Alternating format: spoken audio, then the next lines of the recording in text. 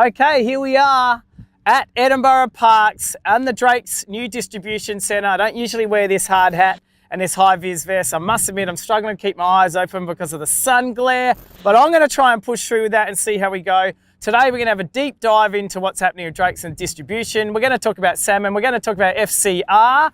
And if you don't know what that is, you're going to have to listen. And later on, we will be talking about some other interesting things that have happened since episode 1. And I hope these flies don't annoy me for the whole lot. A lot of people ask us why we would be building a distribution centre.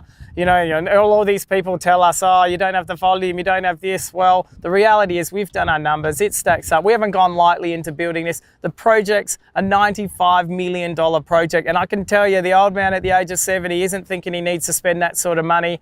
We're doing it because we need to be here for generations to come. The business isn't created just for what I want or for what Dad wants. It's for our kids and their kids. And hopefully this will be a generational business. And the only way we believe you can do that is being vertically integrated. There's no doubt when we went around the world and had a look what everyone was doing, it was all because they were vertically integrated and they needed to make sure they're looking after themselves. For a bit more of a deep dive, we're going to go interview Glenn, who's going to give us a lot more insight on what's actually happening down at the site. So here we are on site at Edinburgh Parks for the Drake's new distribution warehouse, and I'm here with Glenn Sutcliffe, who's the logistics and warehouse manager. It looks like a pretty big shed behind us. How much of it is currently built now? Yeah, we're just over a quarter of the way built, so we've got a fair bit to go. In regards to the size of the shed, the land here looks huge. Why did you pick this land out here? Well, we did shop around, had a look. We had Playford Council were very supportive of the process. They were keen to get some people out here and some businesses. It's about 17 hectares of land we purchased. The building's about on about 11 hectares. So we do have a bit to spare for growth for whatever reasons. So I like that, keeping some room to spare just in case you need to grow. In regards to square metres, how many square metres is the dairy freezer cool room? Dairy freezer sits about 12,000 all up, so you're about 4,700 square metres in the freezer, and the rest is chiller. So we do have a bit of confectionery room there as well for our chocolates to keep them in the right temp. But yeah, it's about the size of that one. And the dry goods areas, how big? About just over 38,000 square metres. So that's about 50,000 square metres under shed. Under roof, yeah. That's huge. So in regards to pallet spaces, how many pallets can we fit in this building? Around 50,000 pallet spaces. So we are going to 10 metre racks. There's a hell of a lot of people on site right now, full steam ahead. Are you on target? We look at finishing in September, mid-September, so everything's going well now. So you're on target and there's a lot of people on board. I believe that they've chosen local builders here. What builder did we choose? Unley Properties, local guys based in South Australia, which, look, I was concerned at the start, the little local guy, but the decision's made, and I'll tell you what, it's probably one of the better decisions we have made. They are all over this and it's going really well. Okay, so it's pretty important from the top down to make sure we support local, as we do in all the projects that we can, and it's really great with a development this big. I believe, I don't know, how much is this costing to put together? All up, it's about just under 60 million for the build. About 90 million all up for a fit out and everything else. So. And there's going to be some state-of-the-art automation put into here? Yeah, we are putting in some automation, single pick robotics, which is global, first in the world. So it is a bit of a test case for Domatic, who have been very supportive of us. But all going well, it works. It'll be the first time in the world that this type of robotic for this grocery industry is been put in place. So the picking efficiencies that this generates is second to none. So this is like looking into the future and current trends, basically. And we're going to have about 23,000 SKUs under roof. For a grocery industry, grocery warehouse, I've never built one that big with that many SKUs under roof. So looking forward to seeing how it all operates. Okay, and how many people are involved with new jobs here for South Australia? And how many people are on site now? And how many do you think are going to be employed once the warehouse is operational? So from a build perspective, up to around 400 contractors, builders, most of them local guys on site. Up to 200 now. The racking crews will start early in the new year. We're looking at about 125 new jobs for local people around. We start looking, employing in about May next year. So yeah, it's a good time. Huge process. As you can see, massive projects for Drake's. Great to have this guy on board, and we look forward to punching this warehouse out early into next year. There's so many things that have gone into the warehouse, whether it be the lithium batteries we're putting into the forklifts or the Domatic shuttle system that we're using. We're going to keep you updated on what's going on with the DC, so stay tuned. In the next story, the O went missing in the countdown sign. This goes to show it's pretty important to be checking your signage, I would say daily. You might remember this.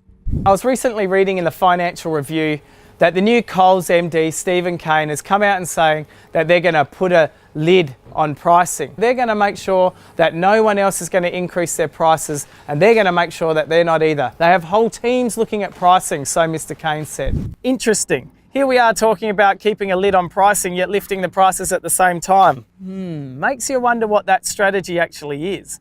So Coles and Woolworths have been reportedly refusing requests for a price increase for the last 2 years. And in October, the Australian Financial Review did say that they were increasing pricings. That's something that we'd actually noticed as well. They're blaming the increasing costs of production, drought-driven crop shortages, rising fuel prices, and the weakening Australian dollar. We know.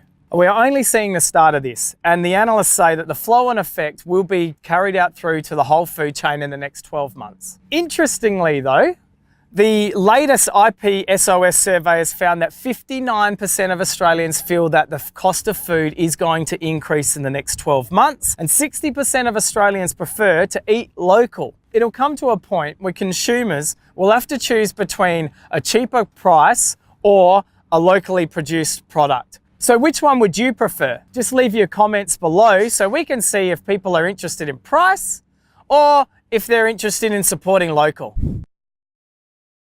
Our next article is on sustainable fishing, and this actually started off as an article really wondering why the consumers don't trust our fish that comes out of the deli cases, or it's not like they trust it. For some reason, our fish sales in supermarkets are very low. Australians are only eating 13.8 kilos on average per year compared to the rest of the world at 20.1 kilos on average for the year. So the scariest quote I've heard this week comes from Megan Clark, head of the Commonwealth Scientific and Industrial Research Organisation. That is a big title. And she says the planet needs to produce more food in the next 50 years than it has in the entire human history. Another amazing stat they had is only 6% of the protein consumption comes from water, and yet 70% of the world is covered in water. Amazing. Fish farming has only been around for around 30 years, so it's pretty much in its embryonic stage. There are a few supermarkets that do selling fish really, really well. A call out goes to Pasadena Foodland. Fantastic job of what you do at selling fish. Everyone should check it out. It's world class. But in general, the majority of the supermarkets struggle to sell fish. And I keep thinking, why is this so? And there's many reasons, but I think it's a lack of knowledge or a lack of trust about where the products come from. Maybe the consumer doesn't know how to cook it, doesn't know how to fillet a fish, doesn't know that you can steam, cook, oven bake, smoke. There's so many ways you can cook fish. I think there's a bit of a learning process and an educational piece that needs to go along with this.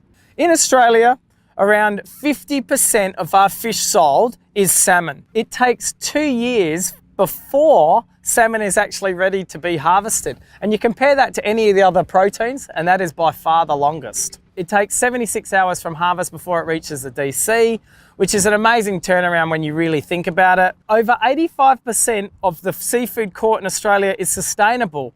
And most importantly, the salmon live in their natural environment and display natural behaviour. The FCR, the food conversion ratio, says that 1.1 to 1.3 kilos of food is needed to actually produce 1 kilo of salmon. In regards to beef, it's 3.5 to 9 kilos of food. In regards to sheep, it's 4 to 6 kilos of food needed to produce 1 kilo of protein from the sheep. So salmon is by far the best protein FCR ratio out there. So there you have it.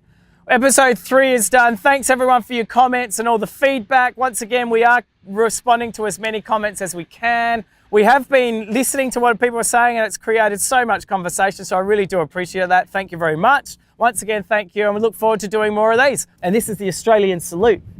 These flies are in my eyes. So as you... So go stay tuned for these flies. There's definitely a fly outtake in this thing. If you could have a look at that signage, it wouldn't be a pretty... Now in the future of food, it wasn't now in the future. Oh my God. We've got that bit. These flies, yeah. All right, these flies are freaking crazy. The planet needs to produce more food in the next 50 years than it has in its entire food history, which goes to show that if you're not farming What are you looking like that for? You said food history, you mean human history. Human history. You were so